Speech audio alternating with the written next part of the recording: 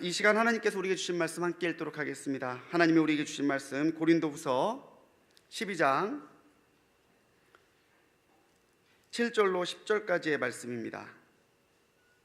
신약 고린도후서 12장 7절로 10절 말씀, 신약성경 298쪽에 있습니다. 298쪽에 있습니다. 우리 한 절씩 교독하고 마지막 10절은 한 목소리로 합독하겠습니다. 여러 계시를 받은 것이 지극히 크므로 너무 자만하지 않게 하시려고 내 육체의 가시 곧 사탄의 사자를 주셨으니 이는 나를 쳐서 너무 자만하지 않게 하려 하심이라.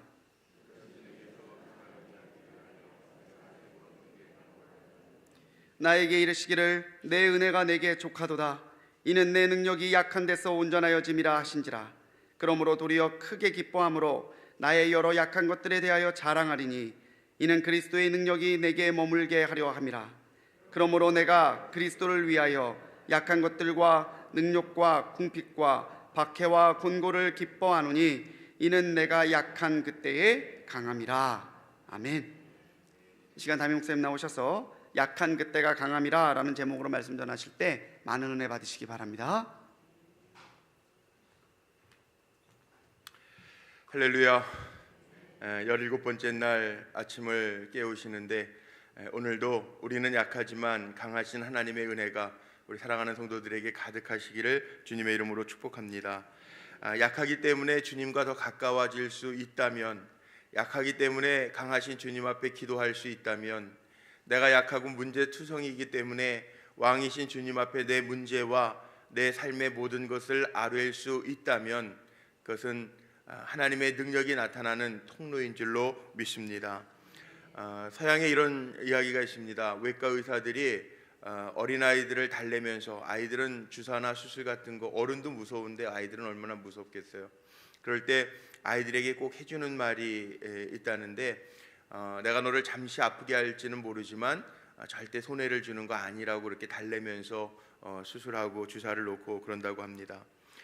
우리에게도 마찬가지입니다. 때로는 지금은 내가 기도의 제목이 있어서 약한 것 같고 아픈 것 같고 문제인 것 같은데, 하나님 우리의 삶의 문제나 약함을 통해서 해를 입히시는 하나님이 아니라 하나님과 더 가까워지며 하나님의 뜻을 이루는 거룩한 축복의 통로로 우리를 삼아 주실 줄로 믿습니다. 그래서 오늘 잘 아는 말씀이지만 우리가 찬양도 오늘 했지만 여기 사도 바울이 우리의 약함을 가지고 하나님 앞에 한 걸음 더 나아가는 그런 약함의 찬가라고 할 수 있는 말씀이 오늘 본문의 말씀입니다. 약함이 불행이 아니라는 거죠. 사도 바울은 우리가 약한 것, 인간이기 때문에 약할 수도 있는데 우리가 약한 것, 그때가 곧 강함이라 하나님의 신비한 은혜를 입을 수 있는 때라고 우리에게 이야기를 합니다. 약함이 왜 은혜가 될까? 이해가 잘 안 되지 않습니까? 이게 역설적인데 왜 약함이 은혜일까? 강한 게 은혜가 아닌가? 그런 생각을 하기 쉬운데 이솝우화 중에 이런 얘기가 있죠. 기억나실 겁니다. 어렸을 때 많이 읽었던 그 이솝우화에 보면 그 사슴이고 공작이고 순놈들은 이렇게 뿔도 있고 색깔도 있는 거 아시죠? 숫사슴이 뿔이 참 멋있는데 자기가 물을 먹으면서 이렇게 보니까 물가에 비춰진 자기의 모습이 너무 멋있는 거예요. 뿔이 참 잘 나 있고 멋있고, 그래서 야, 내 모습에 이렇게 멋있는 뿔이 있구나 그러면서 감탄하고 있는데 뿔 밑에 비춰지는 자신의 다리를 보니까 너무나도 연약한 거예요. 가냘프고 보잘것없고 아주 그냥 피골이 상접한 나무 막대기 하나와 같은 다리밖에 안 비치는 거예요. 그래서 나는 뿔은 이렇게 멋있는데 다리는 왜 이 모양인가? 그러다가 물 뒤에 이렇게 비춰진 모습을 보니까 사자가 보입니다. 도망갑니다. 열심히 도망가서 숲 사이로 도망가면서 이런 생각을 했죠. 난 다리가 별로 안 예쁘고 가냘픈 것 같아서 실망했는데 내 다리가 이렇게 빠르구나. 그러면서 도망가고 안도의 숨을 쉬다가 뿔이 나무 사이에 딱 걸립니다. 사자에게 잡혀 먹는 순간에 그런 얘기를 합니다. 내가 아름답게 얘기했던 뿔은 해가 되어서 죽을 수밖에 없는 위기를 주는데 내 다리는, 내가 보잘것없이 평가했던 다리는 나를 살게 했다라고 하는 이솝우화의 얘기는 다 아실 거예요. 그렇습니다. 우리 살아가면서 마찬가지인 것 같아요. 살아가면서 고통 때문에, 약함 때문에 넘어지시는 분들은 많지 않아요. 옛 어르신들이 그런 말씀도 많이 하셨잖아요. 골골 80이라는 얘기 많이 들으셨죠. 약하기 때문에 조심해서 살아서 더 오히려 강한 사람들보다, 건강한 사람들보다 골골 80 더 조심하면서 열심히 관리하면서 살면 그게 건강에 도움이 된다라는 이야기도 하잖아요. 그러나 자랑하는 것, 내가 있다라고, 가졌다라고, 강하다라고 자랑하던 것이 늘 올무가 되어서 우리를 괴롭힐 때가 있다. 그렇다면 사도 바울이 오늘 본문에 말씀하는 것처럼 내 기도의 제목이 약함이 오히려 하나님 앞에서 우리를 더 겸손하게 하는 안전장치, 살게 하는 안전장치가 될 수 있음을 기억하시기를 바랍니다. 다 강해있으면 좋겠는데요, 때로는 하나님은 우리에게 연약함을 주셔서 그 연약함 때문에 우리를 제어하시고 하나님과 더 가까워질 수 있는 수단으로 삼으신다는 거죠. 왜냐하면 교만한 자에게는 은혜가 없기 때문에 그래요. 겸손한 자에게, 내 약함을 알고 주님 앞에 겸손하게 의지하는 자에게는 하나님의 더 큰 은혜가 있기 때문에 그렇습니다. 그래서 오늘 우리가 이 약함을 통해서 우리에게 나타나는 게 뭐냐, 사도 바울의 고백을 통해서 볼 때예요, 약함은 우리에게 겸손을 가져다 준다라는 거죠. 겸손을. 바울도 외형적으로 보면 자랑할 것 참 많습니다. 바울이 그런 말 하죠. 내가 그리스도를 위해서 다 배설물처럼 버렸는데, 배설물처럼 버릴 만한 것들이 세상적으로는 자랑할 것들이잖아요. 신분에 대한 것, 학식에 대한 것, 자기의 배경에 대한 것 화려합니다. 그런데 그것은 자랑할 게 못 된다고, 주 앞에서 내가 자랑할 게 못 된다라고 이야기합니다. 사도 바울을 영적인 거장이라고 이야기하는데, 영적인 거장이었던 사도 바울에게도요, 오늘은 말씀 속에 보니까 저를 겸손하게 하려고 육체의 가시, 사단의 징표를 주었다고 오늘 말씀 속에 있어요. 사단의 사자래요. 사단의 사자. 내 약함 때문에 오히려 하나님 앞에 더 겸손하게 엎드릴 수 있는 종들이 되었다는 거죠. 신학자들이 이 문제를 가지고 바울에게 있었던 문제가 뭐였을까라고 하는 이야기를 참 많이 합니다. 그래서 갈라디아서 6장에 갈라디아서 편지를 보내면서 내가 큰 글자로 쓰면 바울은 눈이 나빴다라고 하는 이야기도 하기도 하고요. 또 몸에 가진 징표다. 그래서 간질을 사도 바울이 가졌을 것이다. 복음을 전하면서 간질 환자였을 것이다. 이런 이야기도 있어요. 사도 바울이 소아시아뿐만 아니라 유럽에까지 복음을 증거하는 정말 큰 복음의 사자였는데, 얼마든지 자랑하면서 복음을 전하면서 자기는 하나님의 큰 종이라고 이야기할 수 있을 그런 종이었는데도 불구하고 저의 몸 가운데에는 사단의 사자, 육신의 연약함 가지고 하나님 앞에 나아갈 수밖에 없는 상황이었다는, 고쳐주기를 오늘 말씀 속에도 보면 3번이나 간구했다. 3번만 간구했다는 건 우리가 기도하는 것처럼 3번 부르짖고 말았다라고 하는 이야기가 아니라, 적어도 우리가 이렇게 세일에 작정 새벽 기도회를 하는 것처럼 특별 새벽 기도회를 3번 이상은 하지 않았나, 그런 생각도 들고요. 또 성경에 나와 있는 이 3번, 성부, 성자, 성령 삼위일체 3번 완전히 주님 앞에 많이 기도했다라고 하는 이야기도 될 텐데, 그렇게 간구했는데도 주님의 응답은 내 은혜가 내게 족하도다. 오늘 우리의 약함 가지고 나오셨을 거예요. 그런데 이 약함 때문에 주님 앞에 기도할 수 있다면, 이 약함 때문에 주님 앞에 내가 낮아질 수 있다면, 이 약함은 하나님의 주시는 벌이 아니라 하나님 앞에서 더 겸손하게 우리를 낮출 수 있는 겸손의 통로고 축복의 통로가 됨을 기억하시기를 바랍니다. 나의 약점이야말로 하나님의 목적을 이뤄가시기 위한 은혜인 줄로 믿고, 이 약점 덕분에 교만하지 않게 되었다면 오히려 하나님을 찬송하면서 하나님이 이 약함 때문에 더 주님 앞에 엎드리고, 거룩한 약점이 되어 하나님의 강함이, 내가 약한 그때에 하나님의 강함이 나타나게 하옵소서 기도할 수 있는 우리 성도님들이 되시기를 주님의 이름으로 축복합니다. 두 번째는 약함 때문에 우리가 기도할 수 있기 때문에 은혜라는 거죠. 기도라고 하는 것은 하나님과의 대화라고 사귐이라고 이야기할 수도 있겠지만, 제가 처음 가졌던 기도의 정의가 있습니다. 기도하는 것, 우리가 왜 기도하는가? 나는 할 수 없지만 하나님 하실 수 있습니다. 그렇게 기도하는 거죠. 약함 때문에 하나님을 의지하게 되었다면 그건 축복이고, 약함 때문에 더 많이 하나님을 찾는다면, 수시로 무릎을 꿇는다면 그건 하나님과의 사귐이 계속되어지고 있다라는 말씀입니다.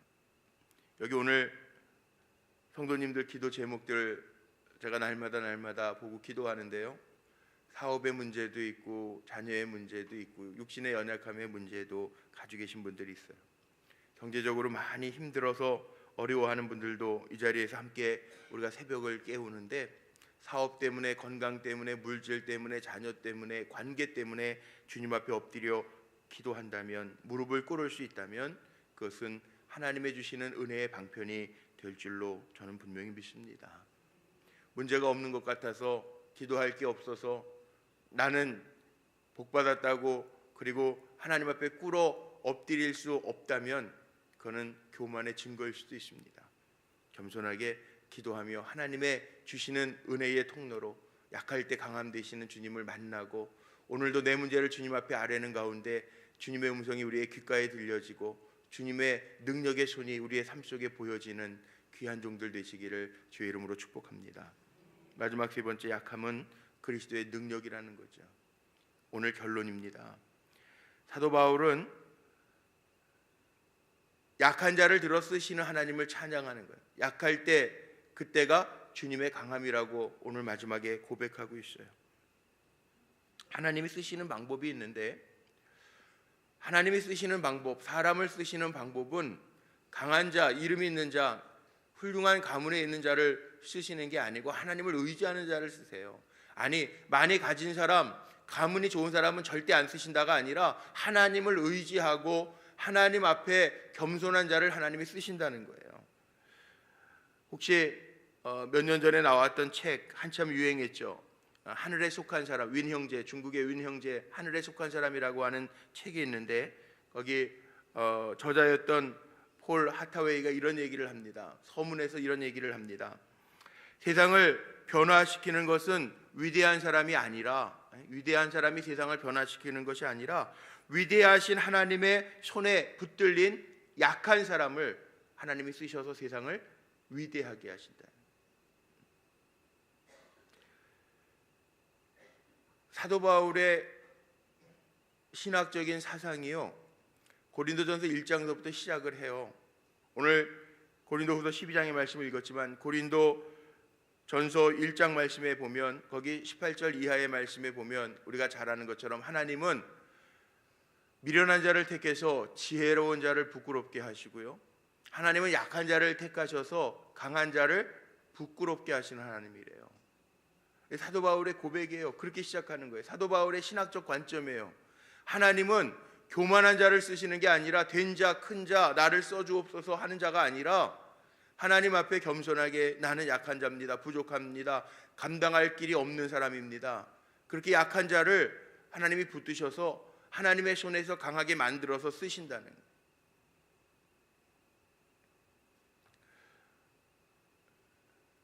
지난주서부터 수요일날 성경 공부를 저녁에 시작을 했는데, 같이 이렇게 우리 성도님들하고 나누면서 하나님의 쓰시는 사람은 한 번도 나 이제 준비 다 됐으니까 하나님 나 갖다 쓰세요, 이렇게 말한 사람이 없다 그랬더니 옆에 있던 청년 한 분이 그런 얘기를 하더라고요. 그래서 이사야는 나를 보내셔서 그랬는데요, 그랬는데 이사야도 처음에는 보낼 만한 자를 보내셔서 나는 못 갑니다, 그랬을 때 나는 부정한 자입니다, 그랬을 때 하나님이 제단 숯불을 그의 입술에 대니, 그렇게 나오거든요. 그리고 나서 하나님의 은혜를 입고 나서 이제 나를 보내셔서 그렇게 고백하잖아요. 하나님이 쓰시는 방법은요, 내가 이제 됐습니다, 나 강합니다, 나 잘 준비됐으니까 이제 나를 쓰십시오, 이런 사람은 하나님 안 쓰시더라고요. 하나님, 제가 약합니다, 부정합니다, 내 입술은 뻣뻣합니다, 하나님, 나는 어린아이와 같은 존재입니다. 하나님 앞에 자기의 존재가 어떤 존재인지를 깨달은 사람을 하나님은 약해도 부족해도 미련해도 그를 하나님의 계획대로 사용하시더라고요. 오늘 마지막 말씀에 보면 하나님의 능력이라고 하는 것, 특별히 내가 약할수록 그리스도의 능력이 내게 머문다라고 하는 표현이 이 사도 바울의 표현 가운데 있어요. 이 하나님의 능력이 나에게 머문다라고 하는 것을 히브리어로 보면 쉐키나, 많이 들어보신 말입니다. 쉐키나, 하나님의 능력이 나와 함께 임재한다, 내게 임재한다, 하나님의 능력이 내 안에 머문다, 이런 뜻을 가지고 있어요. 하나님의 능력이 내게 머무는 것이 큰 축복입니다. 이게 신비입니다.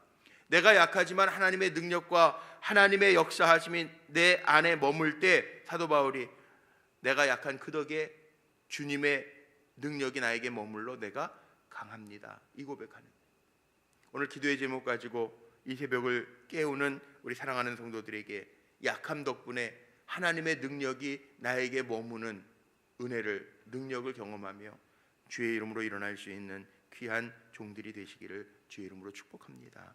그리고 오늘 하나님 앞에 우리의 약함을 고백하는 시간 됐으면 좋겠어요. 약하시잖아요.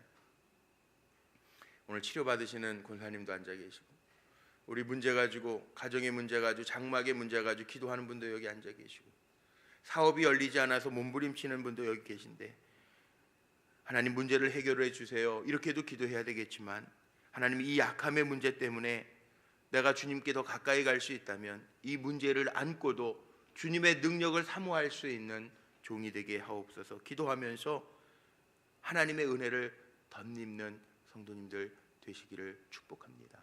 오늘 결론인데요, 어찌할 바 모를 때 우리는 약하다고 이야기하잖아요. 그런데 우리 세일의 작정 새벽 기도의 주제처럼 하나님이 우리 가운데 계시기 때문에 어찌할 바 몰라서 못합니다라고 하는 말은 틀린 말이에요. 어찌할 수 없는 상황이지만 하나님이 우리와 함께 하시기 때문에 약한 가운데에도 그 약함이 주님의 강함입니다. 하나님의 능력이 나에게 머물 수 있는 이유입니다. 고백하며 기도하는 가운데 오늘도 약하지만 나를 강하게 하시는 하나님의 능력이 우리 사랑하는 성도님들 가운데 충만하시기를 주님의 이름으로 축복합니다. 기도하시겠습니다.